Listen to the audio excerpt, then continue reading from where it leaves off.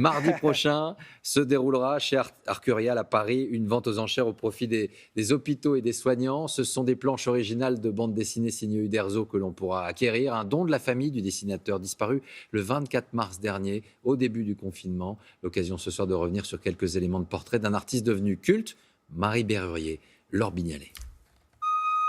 Elles sont rares et valent très cher. 5 planches de BD dessinées à l'encre de Chine de la main d'Albert Uderzo. Un trésor vendu aux enchères dans quelques jours au profit des soignants. En 60 ans, le père d'Astérix est devenu un dessinateur culte.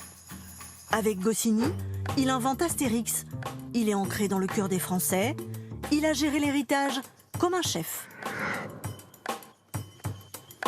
René Goscinny. Présent. Albert Uderzo. Présent. En 1957, la rencontre avec Goscinny, c'est le choc des talents. Mais si René Goscinny aime la lumière, son compère Uderzo, lui, se préfère dans l'ombre. D'origine italienne modeste, il cultive la discrétion et la famille. C'est quelqu'un qui était très pudique, qui n'aimait pas les mondanités, mais c'est pas quelqu'un qui avait envie de se montrer particulièrement. 10 ans et 24 albums plus tard, quand Goscinny disparaît, Uderzo hésite. Je me disais qu'après René Goscinny, après moi, l'aventure pouvait se terminer et que ça serait très bien comme ça. Puis j'avais tort. Uderzo relève le défi.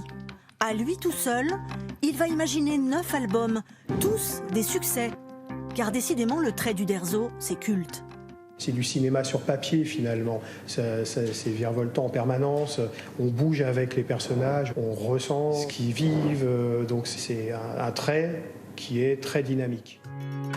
Avec ses personnages franchouillards et forts en gueule, Astérix le Gaulois devient plus que jamais emblème national.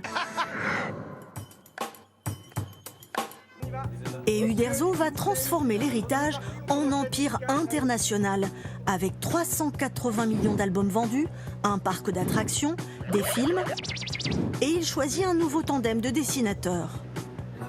Avant de disparaître en mars dernier, le père d'Astérix voulait remercier les soignants à sa façon.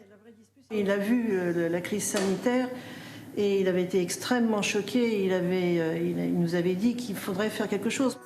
Mardi prochain, la vente pourrait rapporter 500 000 €, intégralement reversés aux hôpitaux.